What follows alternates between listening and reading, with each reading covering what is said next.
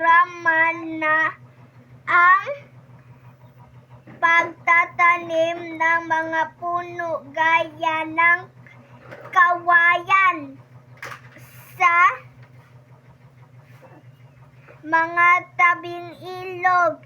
Ito ay upang maiwasan ang pagguho ng lupa na hinaharap bantay kalikasan.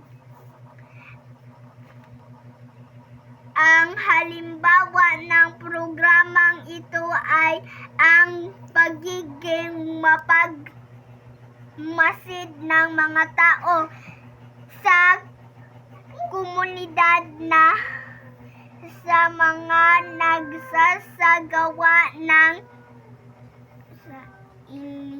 illegal